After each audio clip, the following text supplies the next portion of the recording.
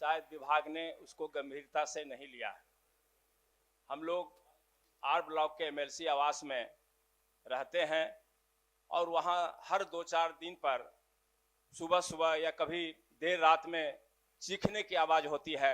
भारतीय कानून में भूत प्रेत जादू टोना का कोई स्थान नहीं है, लेकिन बिहार के राजनेता भूत प्रेत की छाया में जीने को मजबूर हो गए हैं।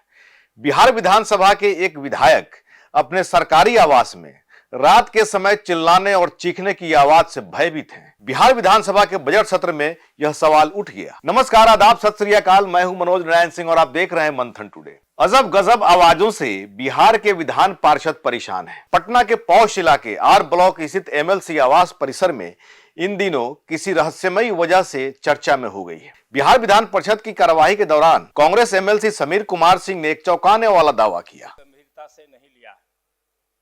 हम लोग आर ब्लॉक के एमएलसी आवास में रहते हैं और वहाँ हर 2-4 दिन पर सुबह सुबह या कभी देर रात में चीखने की आवाज होती है। पता चलता है कि कई लोग दुर्घटना में मर गए।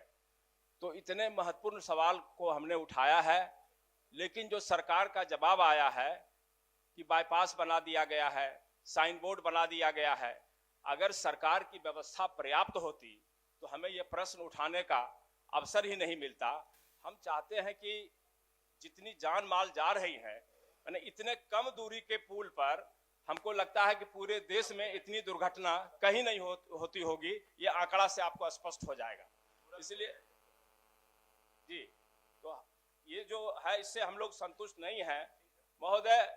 हमको जो विशेषज्ञों से पता चला कि डीपीआर जो 3 बना था, उसमें पहला डीपीआर बेहतर था, जिससे दुर्घटना कम हो सकती थी, लेकिन उस डीपीआर को अमान्य कर दिया। उन्होंने सदन को बताया कि एमएलसी आवास में अहले सुबह और देर रात अक्सर लोगों के चीखने चिल्लाने की आवाजें सुनाई देती, जिससे वहां रहने वाले प्रतिनिधियों में भय और चिंता का माहौल है। हालांकि इसे किसी अलौकिक घटना से जोड़ने की बजाय एमएलसी ने इसके पीछे सड़क निर्माण विभाग की लापरवाही और त्रुटिपूर्ण डीपीआर को जिम्मेवार ठहराया है। उनके अनुसार पास के पुल पर होने वाले भीषण सड़क हादसों के कारण यह इलाका डेथ जोन बनता जा रहा है। एमएलसी समीर सिंह ने कहा कि हम लोग आर ब्लॉक के एमएलसी आवास में रहते हैं और वहां हर 2-4 दिन पर सुबह सुबह या कभी देर रात में चीखने की आवाजें आने लगती हैं।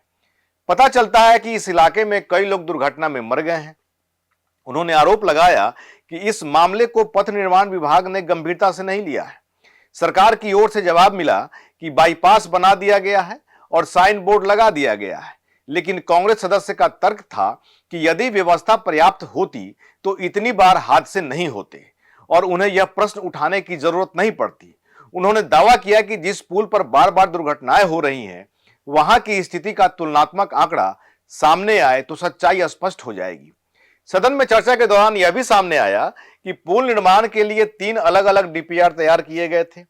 कांग्रेस सदस्य का आरोप था कि पहले डीपीआर में दुर्घटनाएं कम करने की बेहतर संभावना थी, लेकिन उसे खारिज कर तीसरे डीपीआर को मंजूरी दे दी गई। इस निर्णय प्रक्रिया पर उन्होंने पारदर्शिता और तकनीकी समीक्षा की मांग की।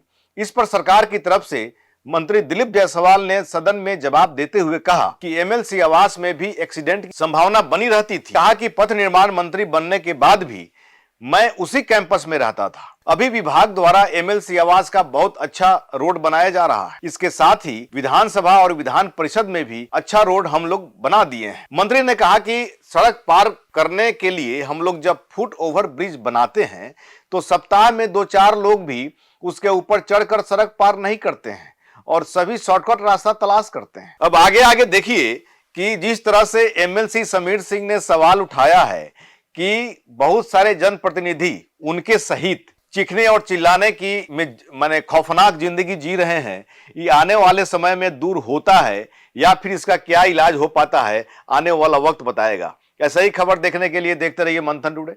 हमारे चैनल को लाइक करिए, सब्सक्राइब करिए और अधिक से अधिक लोगों तक शेयर करिए। बहुत बहुत शुक्रिया।